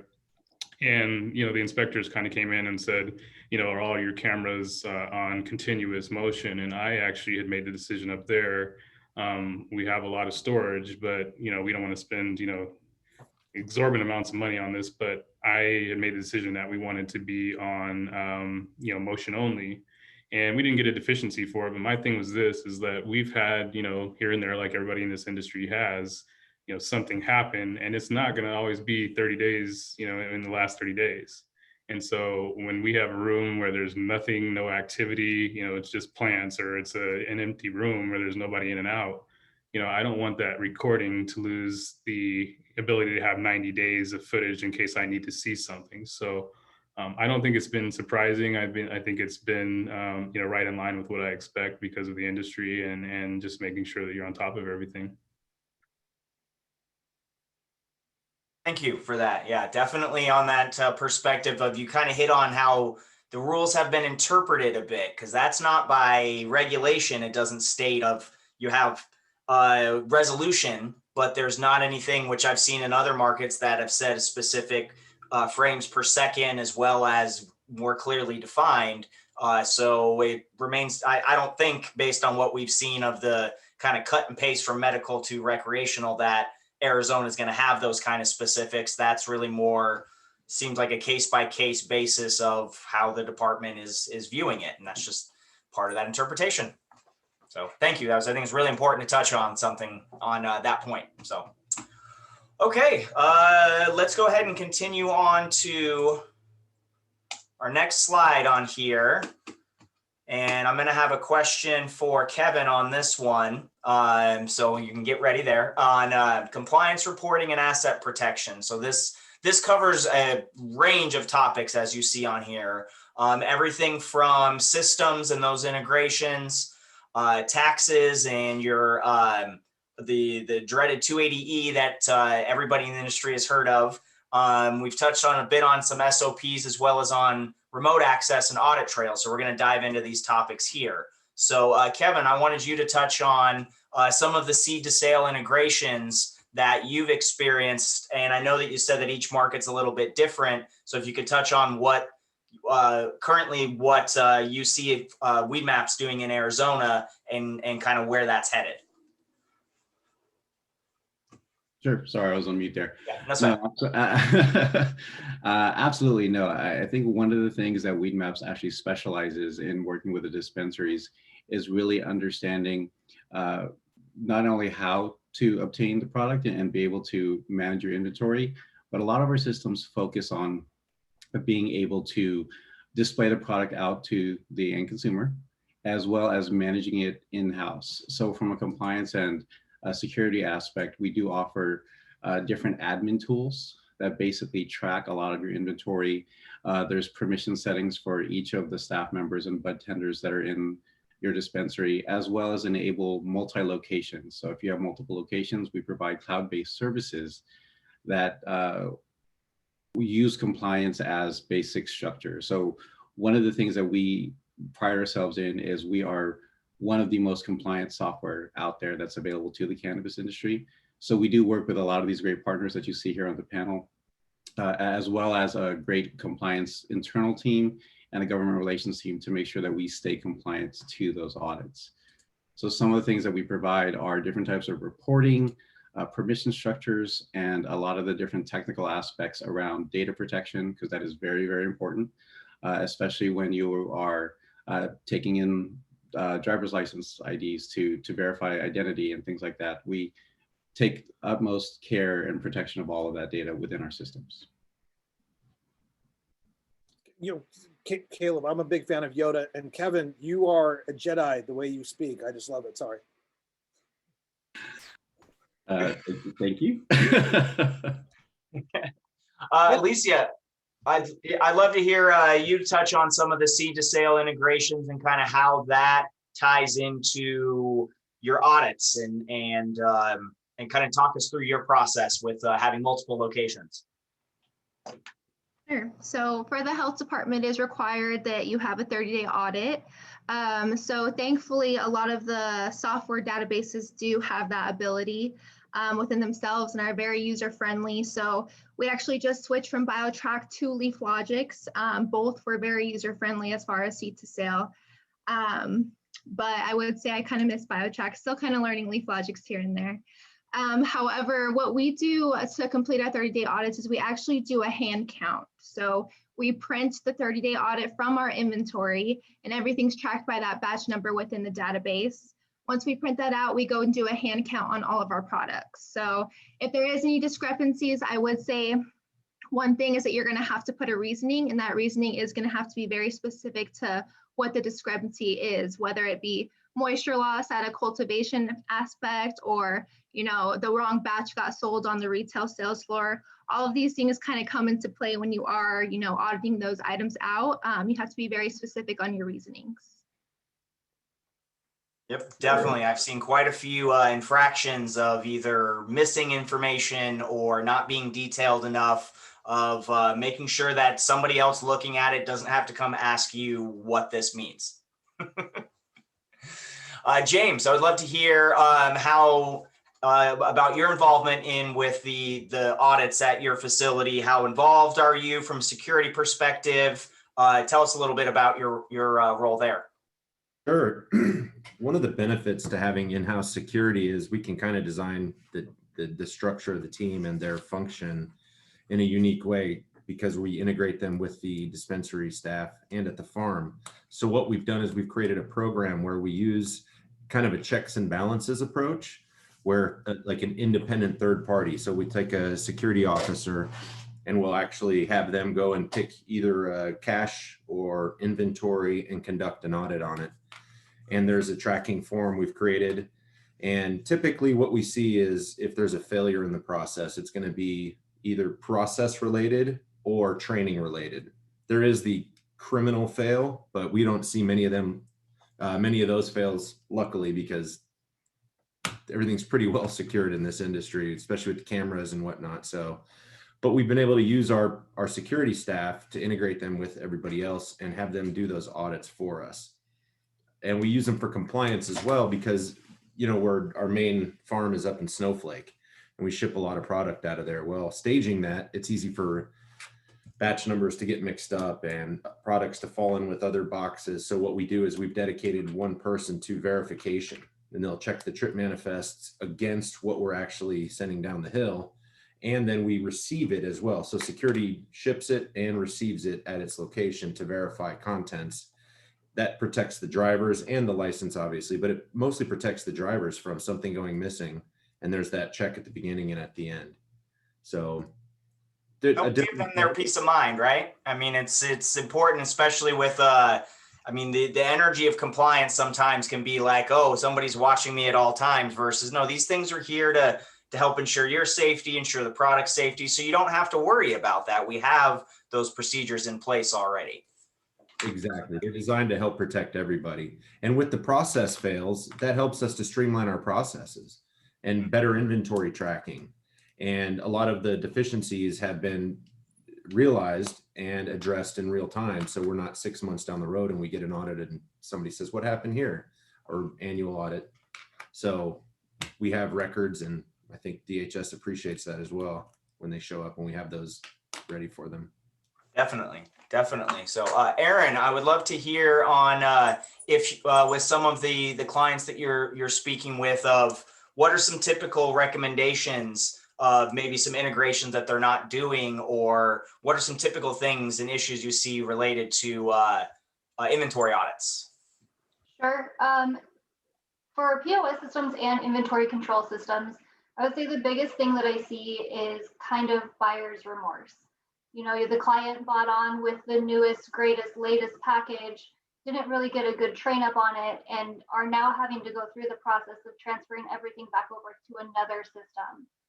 My biggest piece of advice is to really spend a lot of time researching every company, every provider out there that's available to you before making a decision and signing on with a contract with somebody. Because there is nothing worse than having to shut everything down to try to transfer over an inventory control system. So definitely spend all the time you can, talk to every company, everything. As far as inventory audits go, you really want to have controls set up for your yearly audits there. You want to be able to show the state that this is the person, this is their role, this is who performs it, and then this is somebody who actually double checks that audit as well. You don't want the responsibility to fall in the hands of one singular person, because it's just not a solid control.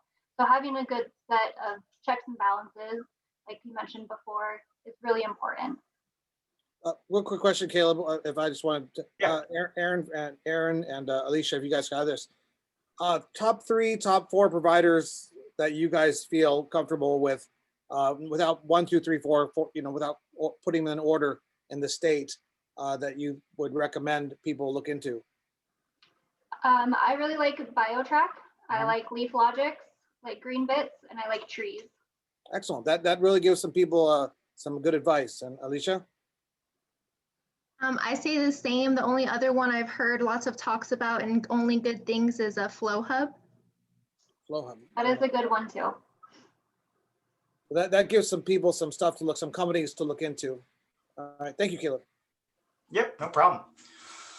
Okay, well, I wanted to touch on kind of 280E and some of the activity-based allocations and how thinking about that throughout just your daily activity is then going to impact kind of end of the year and profitability. So Josephine, I wanted to pose that to you of some of the recommendations related to kind of the reporting and procedures and how that can benefit them throughout the year. Yeah, I mean, so we've been talking so far about basically the operational compliance. So on the financial compliance side, of course, that has to do with, you know, having good accounting procedures in place, proper record keeping. You know, with respect to 280E, I assume everyone out there listening, you know, knows the restrictions with respect to 280E. It's a section that came about probably in the early 80s, and it was a reversal of a tax court case where, you know, expenses were deducted. So being in compliance and having the right process in place for the allocation of the costs, as they pertain to cost of goods sold versus other expenses. I mean, you have to really work with your CPA on that, and just make sure it's properly documented. So, that's the key. I mean, I deal with regulatory agencies all the time, Department of Revenue, IRS, other agencies, and the key is always proper documentation of the process. It might not be the exact perfect process, but as long as it's documented and they can see the consistency applied, you can tweak it. But what I'm seeing when I'm out there is that that's not the case. The accounting's not there. There's not timely reporting of financial information. The gathering of the information for the tax, for the privilege tax, and now the excise tax, is cumbersome and problematic. And I can see why these regulatory agencies, when they come in, it's like they're pulling the hair out of their head, because they're like, okay, this is what we want to see, and this is not what we're seeing. So again, work with your CPA, put those procedures in place and document them, and have somebody accountable. Accountability is key to make sure that that information is available and is accurate. Yep. Consistency and standardization for sure. Right. Got to have that. So, Chris, I wanted to ask you about the importance of remote access and audit trails, and what does that do for compliance and reporting and asset protection? It's a loaded question. Yeah, it is. But remote access is key. So one, having the proper bandwidth and IT in place so that you can actually access the video remotely.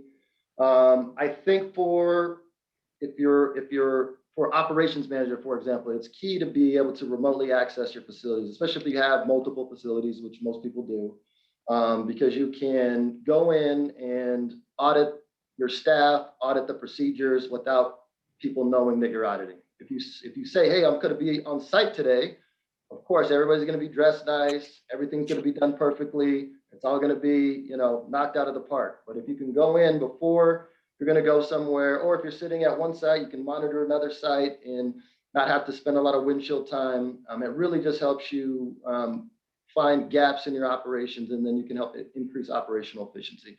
And then, if you do find some things, a lot of the shrink or loss or theft is typically internal in any kind of business, especially in a retail business. So that will help you kind of monitor for what folks are doing. You can do different things like integrating your point of sale with your video, for example. So some systems will allow you to do that so that you can look for red flag transactions, open drawer, no sale, manager discounts, overrides, etc. And then from there, if you see those anomalies and they start to develop a pattern, you can take proactive measures.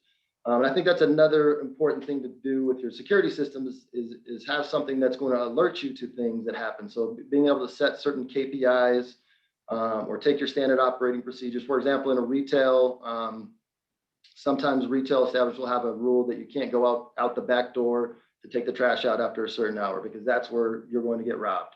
So if you see that, then you can take action, and then you have a training opportunity. As you're onboarding folks, you can save those videos. You can show, hey, here's a good example of the way that we do things. Here's a bad example. So all those things are very important when looking for risk assessment and maintaining your operations. Thank you. Yes, very, very important stuff. Okay. All right, let's just keep ourselves rolling here. I'm going to go ahead and share up my screen. I know that these are a few things that we touched on. I'm just going to kind of keep this up for a minute for everybody to see through. Operational compliance, what we've touched on all of these. So standard operating procedures and security protocols, documenting, ensuring you have accountability to everybody and all of your staff, that they have received it and acknowledged that they understand. Huge is that acknowledgement. We touched on facility design and some seed to sale integration. When things happen, of making sure that you're documenting appropriately with your incidents reports and logs, and that is tracking all of the activities that require certain logs. So actually, Delano, I would love to post this to you on what are some of the things at Hannah that is part of kind of your regular auditing and reports. Is it the state mandated? Do you have some things that are specific or some things that you've put into place? I would love to get a feel just of kind of how you've structured that at your company. Yeah, I probably should raise my hand too, because I had some points from before, but we actually just changed from BioTrack to Flourish, which is kind of a newer, and I know they're in other states. But you know, the reason that we did that is because we had difficulties with BioTrack. We felt it was, you know, a little bit too manipulative. You know, it could be by the wrong people. You know, we've had some incidents with that. We couldn't get kind of the reporting and the information that we felt we needed out of BioTrack. It was a little bit too archaic for us. So now, switching to Flourish, we're actually about a month and a half in right now. So we're still kind of getting through it, learning. As I think it was Alicia said that, you know, when you switch over, there's still some headaches. But what we do get is we get, you know, excellent reporting. And I think Chris mentioned it as well, is that you can see anomalies and you can print these reports and see things that are going on that maybe don't look correct and pinpoint to why that's going on. And so I think I forgot what your question was, because I wanted to, you know, say kind of where we were. But some of the things that we've implemented here are just, you know, just having backup to the backup, you know, making sure that, you know, if it's something that still needs to be logged and handwritten, that we still have that. You don't want to, you don't want to depend on your software system for everything. You know, there's still things that need to be done in handwriting, and there's still things that need to be checked off, like we mentioned here prior. But again, it's just having all the documentation, having the reporting, having the knowledge of where to get those things, having people that are experts in the system, so that people that are a little bit more limited, you know, you can go to somebody else and find this data and information that you need to, you know, to make your decisions or to see what went wrong if something did go wrong. Yep. Reporting is typically the thing that I've seen has led that changeover. That's I without saying any names, I don't think that there are any of the companies that have gotten reporting exactly right. Still trying to find that, still searching.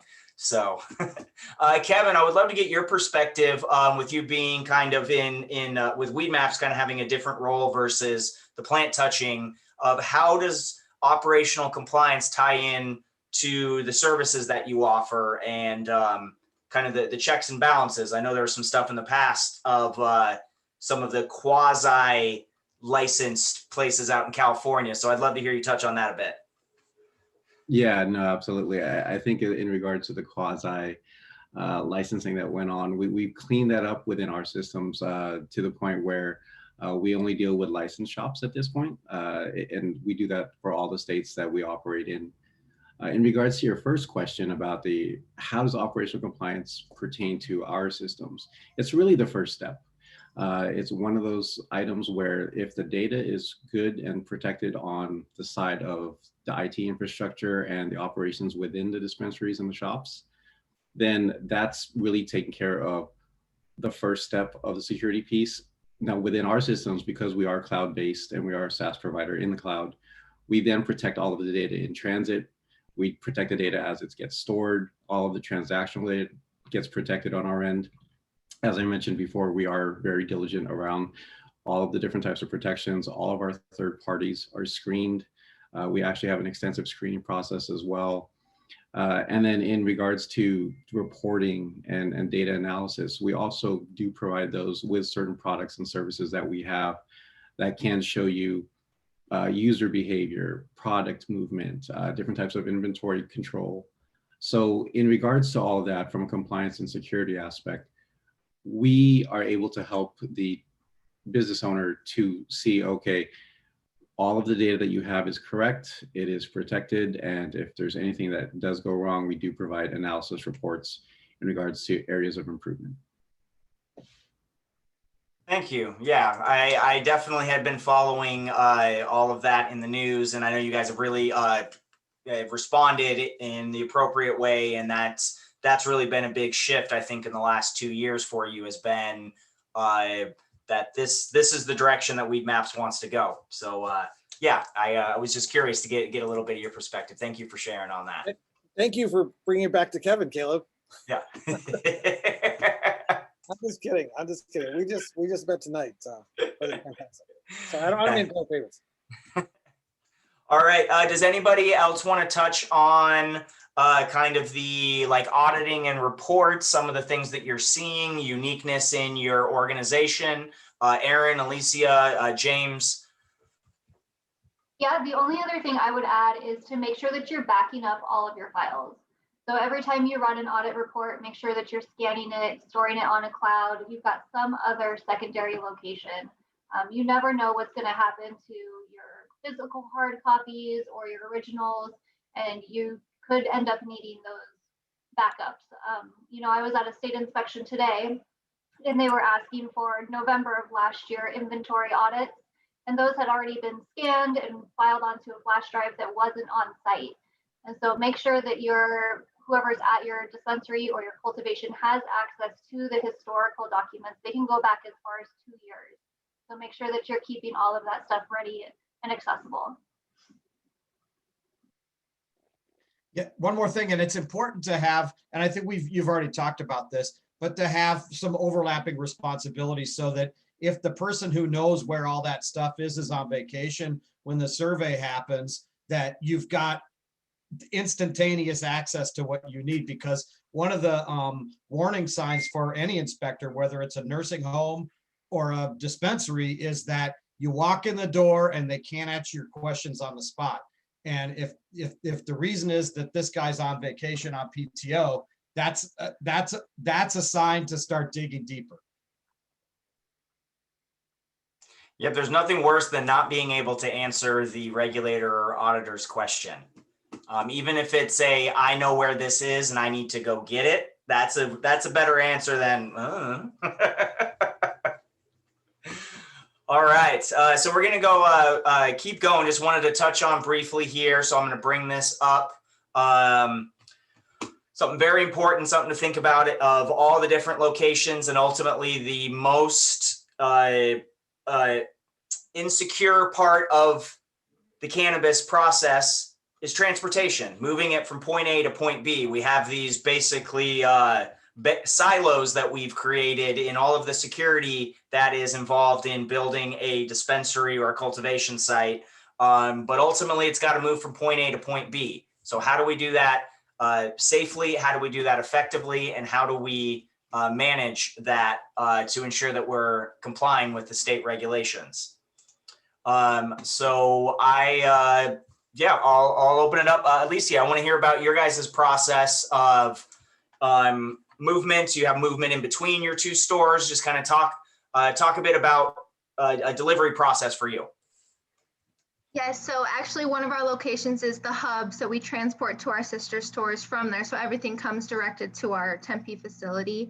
And the safety of our vehicles was definitely a huge concern as we continue to grow and have so much product. Before this was implemented with DHS, we already had installed trackers on the vehicles. We also have a visual camera with audio on the vehicles as well. I think that's crucial, especially when you're getting someone who is young, first time in the industry as a delivery driver. You need to ensure their safety with millions of dollars of product in the vehicle going to different stores. Also, the paperwork is very important from a DHS standpoint. Not only that, but a company standpoint as well. We want to see when you left the facility, when you got to one of the sister stores, when you left that sister store, when you got to the other sister store. So it's not just from point A to point B, there's point C, D, E, it can continue to go on and on. So it's very important to document your trip times. I'll stress that more and more because it's something that is so tedious to remember when you're getting back from a long delivery and having to write in your end time. It's definitely something I see a lot get missed is those trip times. So if I can stress one thing, it's definitely to ensure your trip times are on your paperwork and to have trackers and a visual in your vehicles at all time. Definitely. I've seen that quite a bit, just missing end times more than anything. So did any of the other panelists want to comment on that? Yeah, I was gonna actually wanted to go around and get different perspectives. So we'll do James and Delano and Aaron and Chris, with anybody who wants to touch on it. So And I didn't mean to interrupt you, Caleb. I just was going to comment myself. So I stopped, I checked myself. oh, okay, In fact, so. But I have a comment after they comment. got it. All right, so I'll touch on a different component of transportation.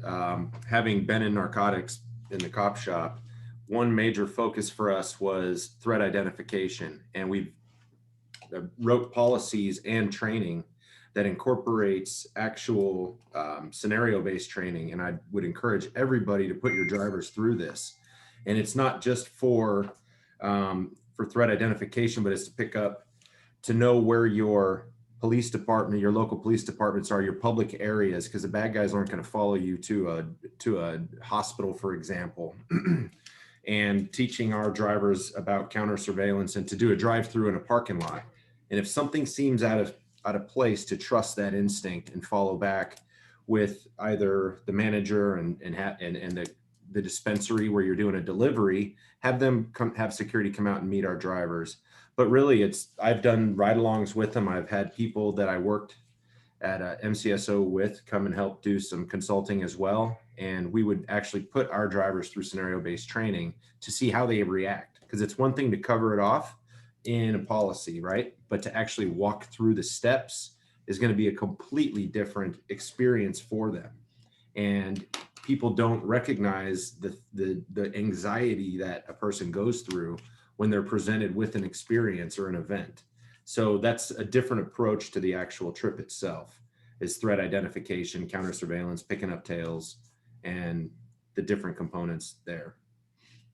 Yeah, it's very important. I know there was a rash of robberies and things happening in Colorado where they were specifically targeting vehicles in transportation. So it's very, very important. Yeah, it is the most vulnerable point in the delivery process, is being out on the road. So, yep. I got a quick story. As he was telling that, I was thinking to myself, I was a border prosecutor, and we had all these transporting. A big popular theme on the Tohono Nation is for people to pick up marijuana at the border, transport it to Casa Grande, Phoenix, Tucson, etc. And there was these chase cars. They'd send cars through at 100 miles an hour to draw out the Border Patrol, the FBI. Well, there's not a lot of FBI, or the police that are like waiting for the transporters. And now there I was doing this 12 years ago. Now here we are talking about this and this dynamic. It's just a crazy world. Sorry.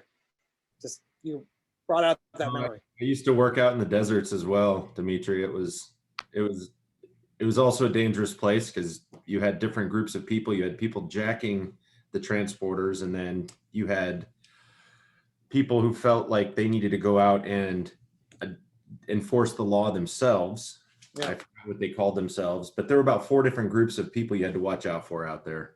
Yeah. Not just the police and the traffickers. Unfortunately, we haven't seen a lot of that. And just one more comment, Caleb, that I was recognizing, because soon this is going to go federal, whether it's 1, 5, 6, 7, 3 years away. And Delano, James, all of you guys, Aaron, Kevin, everybody's going to be so valuable, their knowledge, and so important in the transition, because there's going to be states that are going to be importing from, the Copper State facility, and the whole thing's going to change. And you guys are also young and so talented, and it's just so exciting to see this. I just little point of reflection. Sorry, I digress, Caleb. You're good, man. I love it. I'm like that dog from Up. I can chime in. And Caleb, I forgot I was gonna remind you or correct you, but I hate correcting people. My name is Delano, but it's fine. I like to give stories as well, and hopefully this person isn't on the panel right now, but if they are, they're still good people, and I would still hang out with them. But I think Alicia touched on it a little bit as well. Like, you're getting these young people that are going to be drivers, and most important is finding out who those people are and doing background on them and making sure that they are the right people to do the job. We were fortunate enough to be able to purchase a couple of delivery vans, a couple years ago. And the day that we got those vans, I created a form, which is a driver acknowledgement, that basically said, I won't be on the cell phone unless I'm pulled over, or whatever the case is in the parking lot doing whatever. Won't be under the influence of drugs or alcohol. I will be paying attention at all times. Just all the normal things that you should be doing anyway while driving. Had a driver that signed that form, and that same day went up into the northern Arizona area to pick up product, and decided to go on Snapchat and pull off to the side of the road and smoke a joint, and then drive down the road and give the scenery view on Snapchat, to which everybody in the company basically that you're friends with saw. And so immediately when he got back, I was like, we need your badge and your ID and your DA card. So these younger, I'll call myself an old dude, but the younger people, you have to make sure of who you're hiring, and it's really important because under the influence, if you have an accident in the course of your duty at work, the liability on your company is tremendous, especially if somebody's badly injured or worse. So very important to know who you're hiring as a driver, all the things that I think it was James that said, knowing threats, all that stuff, but it starts right away with who you're driving, who you're hiring as a driver, because it's extremely important that they are a mature individual that is going to take the job seriously. And there's people out there that don't. So. And Delana, by the way, these MITA Zoom calls serve as like background checks for the companies and the individuals that come on here. I'm still waiting for somebody to say, hey, Caleb, you owe me $5. Hasn't happened. He's a good guy. One more thing I want to throw in there when you're trip planning is, yes, it's legal in our state, but one problem we've encountered is crossing Border Patrol. So you want to make sure that you don't pass the federal checkpoints, because they can take your product and your cash. So that's another thing to trip plan for. Yep, and it takes a long time to get that back if you do get it back. So I've had a few clients that have dealt with that exactly, and you just got to plan accordingly, especially for any of those locations down Tucson area. Yeah, when we were setting up the program, I was really worried about all those southern areas like Ajo and stuff, because I thought, how in the world they're going to have to grow their own stuff, because how in the world are they going to get past those checkpoints? Or I still don't know how they do it. There is also one other important thing. There are some jurisdictions that don't allow cannabis delivery, and so you have to be careful when trip planning and going through, and you're not going through jurisdictions that don't allow it. I mean, it might not be something that's in your mind. I think Gilbert may be one of them, but you've got to realize that some laws are in place where a certain type of delivery of cannabis is not allowed. So that's always something to watch out for as well. Yeah, and Will, I've been told by the Vireo grow and at a nature bed grow down in Arivaca, they have a very close relationship with the Border Patrol station that's about 1,000 yards away. So I'm not sure what that means, but sorry, Caleb. Do you want to? No, not really sure what that means either. I think we'll just stay quiet on that one. So yeah, I just wanted to give an opportunity if there were anything else related to transportation, Aaron or Josephine, maybe some of the things that some of the clients that you've been involved with, either some challenges or things related to compliance and reporting related to transportation. I mean, I could chime in on one thing. I mean, I was talking before and we were both saying about consistency. And when it comes to numbers and accounting and, preparing for audits, financial audits and that type of thing, consistency is key. But I think I've had clients in the past, take it to the nth degree with respect to consistency in the trip plans. I think inconsistency is probably better. And having kind of varied routes and not taking the same, the same plan to the same place at the same time, and just putting up that red flag that someone can, see the consistency in the traveling. So, just mixing that up a little bit, it makes it difficult for potential perpetrators to inflict any damage on those trucks or those vans or those drivers. Definitely. Chris, do you have some things on what are some of the safeguards in transportation, and both certainly related to kind of access control and the security networks that are related to transportation?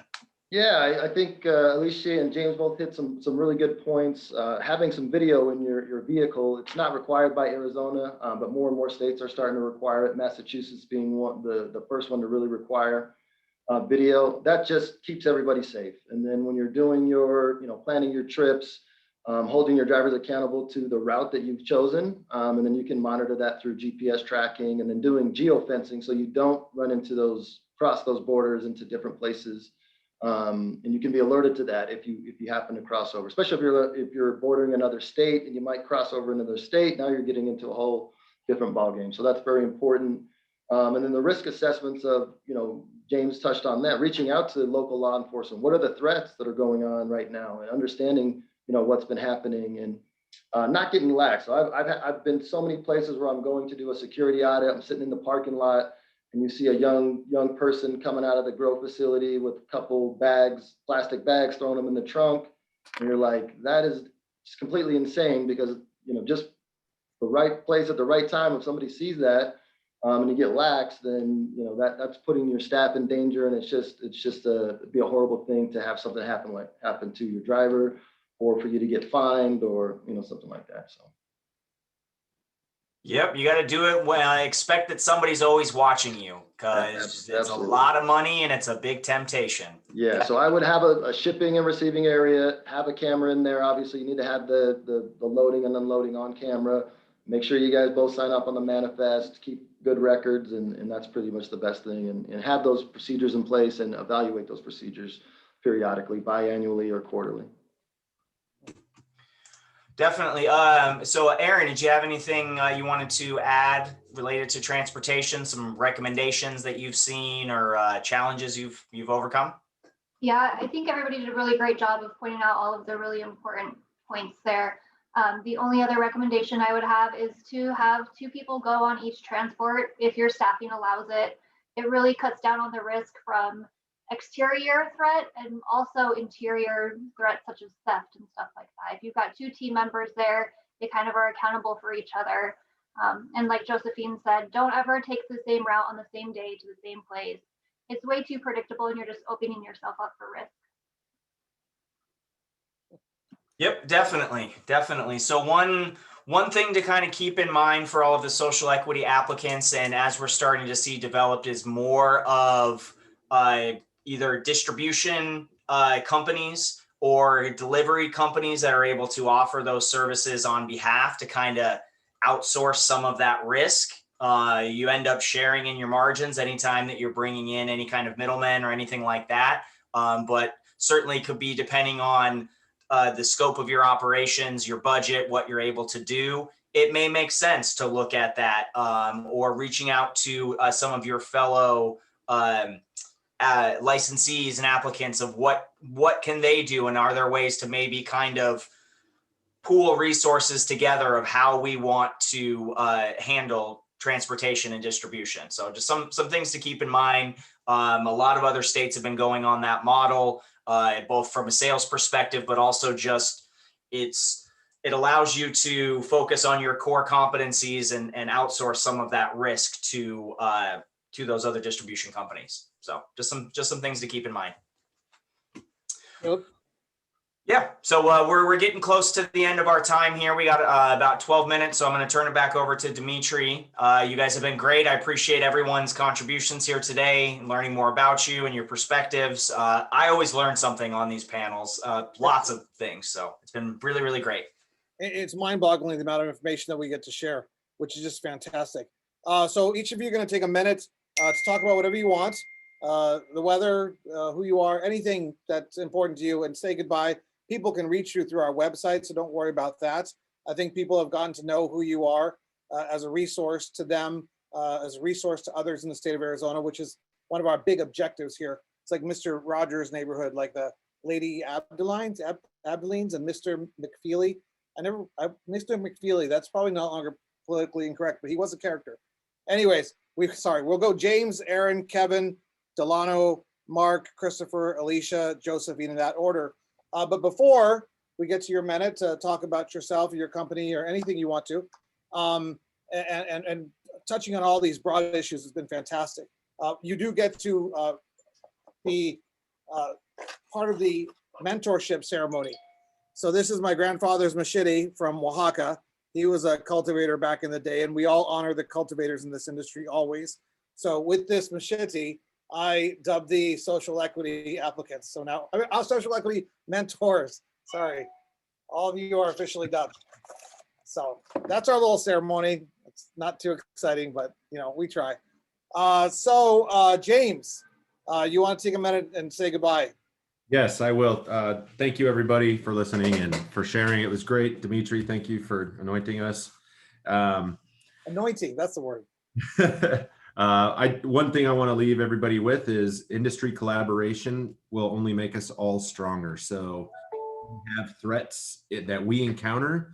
Encourage you to share it with everybody else you know. I have a project I'm working on. It kind of has fallen to the wayside, but it is going to be kind of a cannabis cooperative where we can all share information.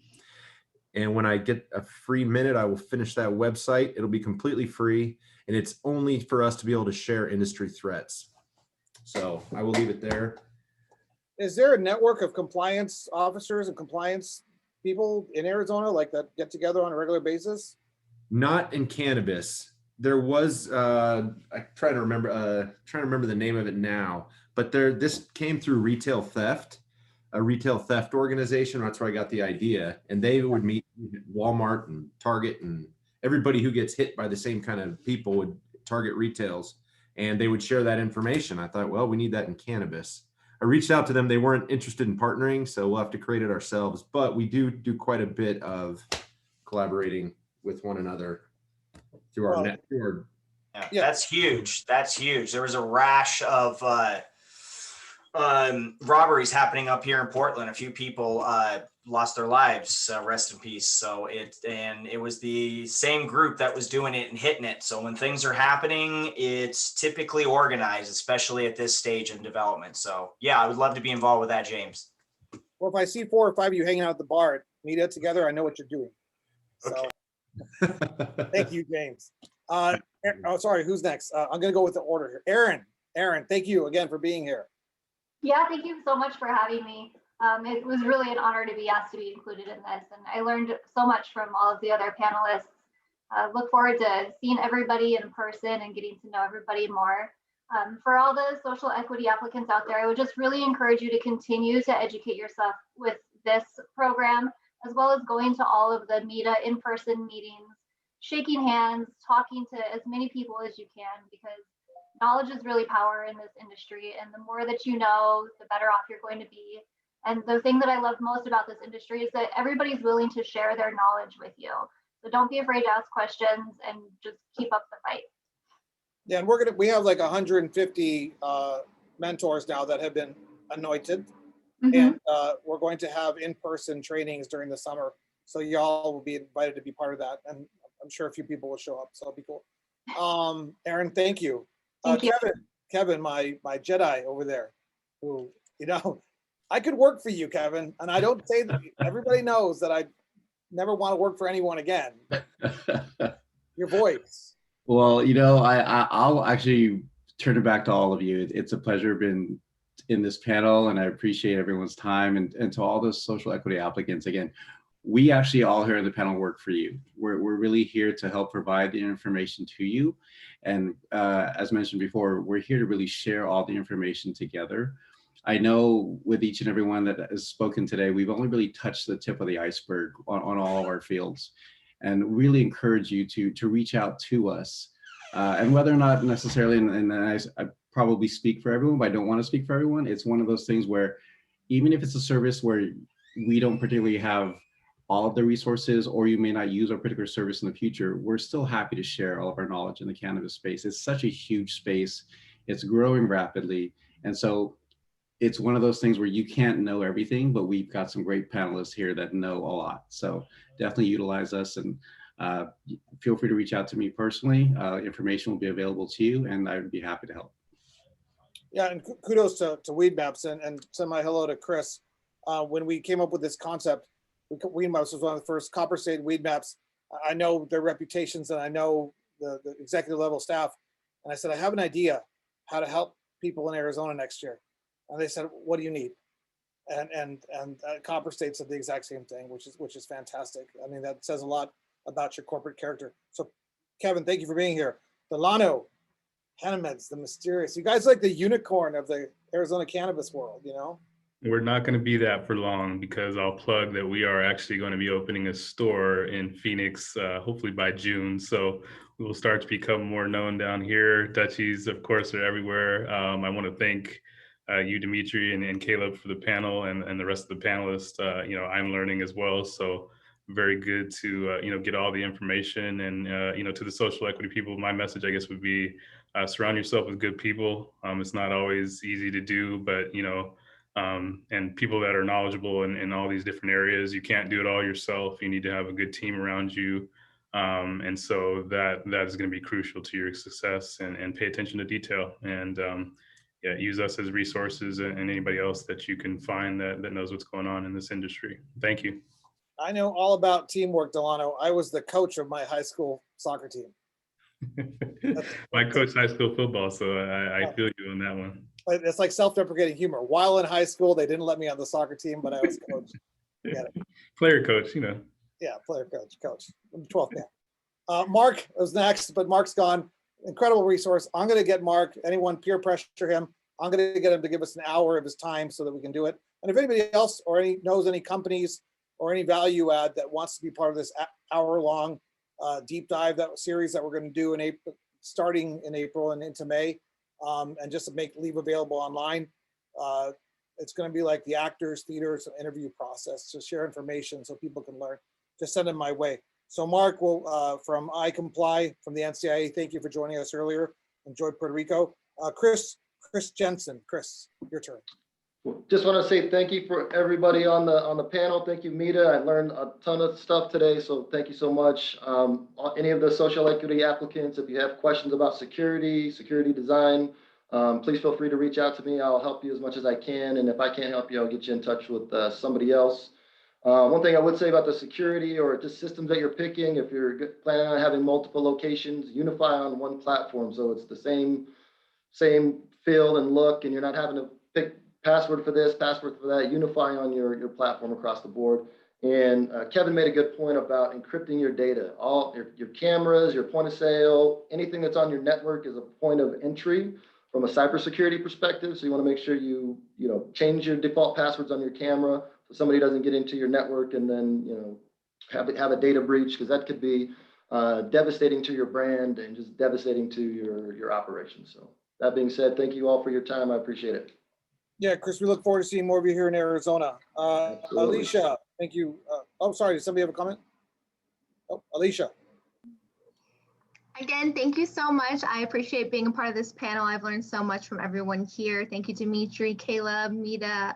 This has been a great experience. My advice definitely is to always be transparent as possible. Developing relationships with everyone in the community is key. And I'm just grateful for this time. So thank you for having us. Yeah, we look forward to doing more. I don't know Shiraz and Sarah that well over at Nirvana, but we look forward to doing more things with you. And in the spirit of helping others, we really appreciate them giving you time to do this. And this is fantastic. So thank you. Thank you. See you April 28th. And then Josephine from Beach Fleischman. First of all, I want to say thank you so much. I really appreciate it. Dimitri, Caleb, thank you for including me. And being with these very impressive people, it's just taught me a lot. We get so caught up in our number crunching and our tax and our audits and our risk assessments that, some of these other areas, the IT, the security, they're so important. And to the social equity applicants out there, you really want to bring on the people. It's a collaborative approach of professionals. You want to bring in the best of the bunch, and you'll have a really great operation and great profitability in the future. Excellent, thank you. And this will sit online all summer, so don't be surprised if people reach out to you randomly. You are now all eligible for the annual Michael Weiser META Lifetime Industry Achievement Award, which the first one will be awarded in May 26th at that META meeting. So that's going to be very exciting. And we named it after Michael. Little teaser there, because we all know what he's done for the Arizona cannabis industry. And he unfortunately passed away last year. Caleb, any closing thoughts? Thank you, panelists. I appreciate the time to be here. I always learn tons of information, even with being a consultant in the space and advising on compliance. There still is things that are always changing. And it was a pleasure to meet all of you. I look forward to seeing everybody who's going to be out there on the 29th. My contact information has been behind me this whole time. Reach out. I'm Caleb from Canna Owners, caleb@cannaowners.com. I'm happy to help. Dr. Humble, any closing thoughts? I don't know if he's still here, but Dr. Humble, any closing thoughts? Are you proud of the people that you helped create? Maybe he's gone, so that's okay. So again, thank you to Weed Maps. Thank you to Copper State. Thank you to Scottsdale Community College. Thank you to Zuber Lawler and Destiny. Do you want to say goodbye? That's Destiny. She's public now. Thanks everyone for tuning in. Make sure you're signed up to the website. Stay updated with us through our emails. She does everything for META. So talent, there's our talent. Thank you for coming out from behind the scenes. So we'll see you next week. What's our topic, Caleb, next week? Our topic, I have to look, is what if I'm not awarded a license? So alternatives for participating in the industry. Yeah, that's a fun one. Ms. Dr. Humble, did you want to say what do you think of the children that you've helped create? Or I shouldn't say children, but you know, of the industry itself. I think I said this before on these calls. The setting up the medical marijuana program is probably one of the most rewarding things that we did in those 6 years. I didn't think it was going to be at the time, but as I reflect back and look at the industry the way it's operating today, and look at the level of professionalism that's out there, look at the level of compliance, look at the services that are being provided in such a broad variety of ways through the various edibles and tinctures and the flower itself, and the level of professionalism that you see out there in the field. I just think we're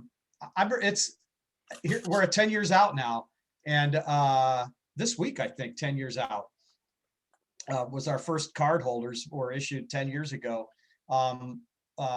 It's just nice to see that we made some pretty good decisions, and it set forward a high level of professionalism, I think. Well, we're pleased to have you evaluating. And also, thank you, Kevin. Thank you, Aaron. Thank you, Chris, Alicia, James, Delano. Sorry, I keep pronouncing it. Now you got me all screwed up. Yeah, sorry about that. And Josephine, thank you as well. So we'll see you guys all next week, and keep on participating. Let people know about this amazing body of work that's available online. Pass the word on. So thank you guys very much for being here. Thank you, everybody. Thank you. Thank you. Thank you. Okay.